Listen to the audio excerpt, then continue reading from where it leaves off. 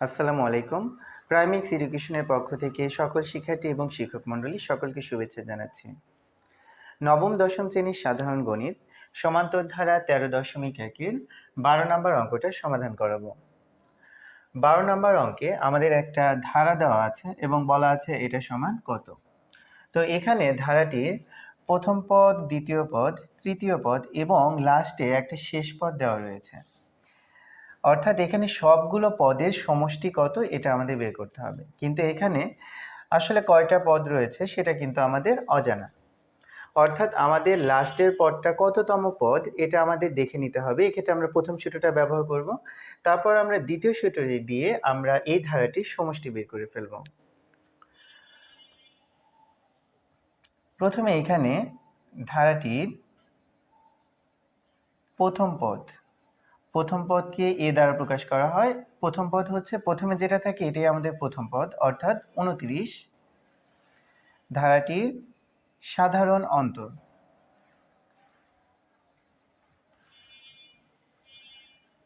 ধারাটির সাধারণ অন্তরকে আমরা ডি দ্বারা প্রকাশ করে থাকি। তো সাধারণ অন্তর বের করার নিয়ম হচ্ছে দ্বিতীয় পদ বিয়োগ হচ্ছে আগের পদ, অর্থাৎ 25 বিয়োগ হচ্ছে তার আগের পদ, অর্থাৎ 25 বিয়োগ আগের পদ হচ্ছে 29। তো আমরা 29 থেকে যদি 25 বিয়োগ করি তাহলে আমাদের 4 থাকে। যেহেতু বড়র আগে মাইনাস আছে আমাদের এখানে মাইনাস ব্যবহার করতে হবে। এখন আমরা আগে বের করে নিব এখানে আসলে টোটাল কয়টা পদ রয়েছে, অর্থাৎ লাস্টের যে পদটা রয়েছে এটা অ্যাকচুয়ালি কততম পদ। তাহলে যেহেতু আমাদের জানা নেই, আমরা ধরি ধারাটির n তম পদ হচ্ছে -23। ধারাটির n তম পদের জায়গায় আমরা প্রথম সূত্রটা অর্থাৎ সমান্তরাল ধারার n তম পদের সূত্রটা বসিয়ে দিব। তাহলে ধারাটির n তম পদের সূত্রটা হচ্ছে a + n - 1 * d, আর এই পাশে তো আমাদের -23 আছেই। এবার আমরা মান বসিয়ে দিব। এর মান হচ্ছে 29 প্লাস n - 1, এখানে n এর কোনো মান নেই অর্থাৎ n এর মানটাই আমরা বের করছি। d এর মান হচ্ছে -4, আর এই পাশে আমাদের -23 তো আছেই। এখানে 29, এখানে -4 n - 1 এর সাথে কিন্তু গুণ অবস্থায় রয়েছে। তাহলে আমরা -4 n - 1 এর সাথে গুণ করে দিব, প্লাস মাইনাসে মাইনাস। 4 n এর সাথে গুণ করলে হবে হচ্ছে 4n, মাইনাস মাইনাসে প্লাস, 4 একে 4, আর এই পাশে আমাদের -23 তো আছেই।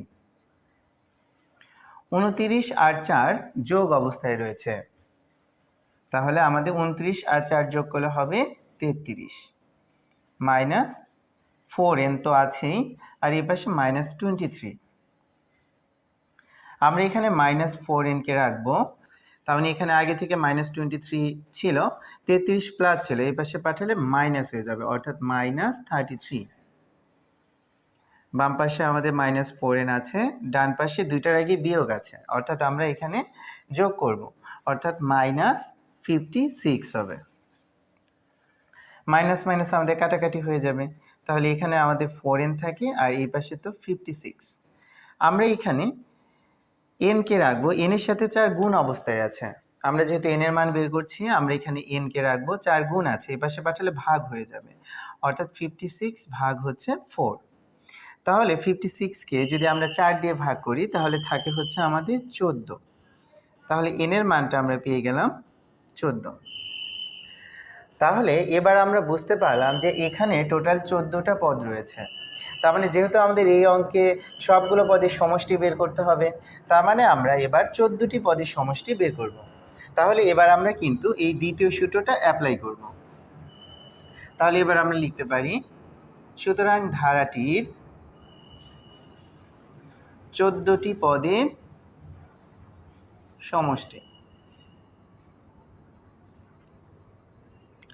যেহেতু এখানে আমাদের n সংখ্যক পদের সমষ্টি n দিয়ে লেখা ছিল, কিন্তু আমাদের এখানে 14টি পদের সমষ্টি, তাহলে সবগুলো n এর জায়গায় আমরা 14 বসিয়ে দিব। তার মানে s14/2 * 2a + 14 - 1 * d, তাহলে এখানে আমরা কি করলাম, যেহেতু আমরা 14টি পদের সমষ্টি বের করছি, এখানে n সংখ্যক পদের সমষ্টি ছিল, এখানে n দিয়ে লেখা আছে। যেহেতু 14টি পদের সমষ্টি আমরা বের করব, এই কারণে আমাদের এখানে 14 দিয়ে লেখা হয়েছে। তো এবার আমরা ক্যালকুলেশন করব। 14কে যদি আমরা 2 দিয়ে ভাগ করি, অর্থাৎ এখানে কাটাকাটি করা যায়, 7 দুগুণা 14, তাহলে আমাদের 7 থাকে।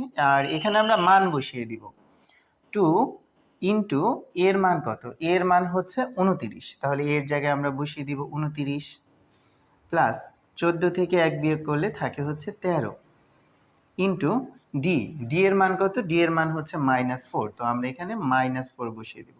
আমরা এখানে একটা সেকেন্ড ব্র্যাকেট দিয়ে দিব।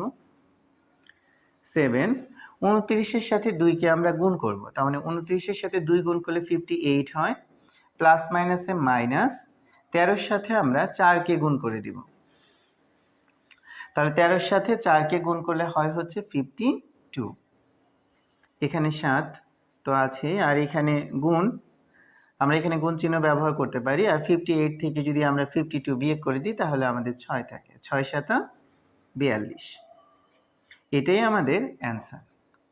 অর্থাৎ এখানে এই অঙ্কে আমাদের বের করতে বলা হয়েছিল যে সবগুলো পদের সমষ্টি কত, কিন্তু এখানে টোটাল কয়টা পদ আছে এটা আমাদের অজানা ছিল। এই কারণে আমরা প্রথম সূত্রটা অ্যাপ্লাই করে লাস্টের পদ কততম পদ এটা আমরা বের করেছি, অর্থাৎ 14তম পদ। তার মানে আমরা বুঝতে পেরেছি যে এখানে 14টা পদ রয়েছে।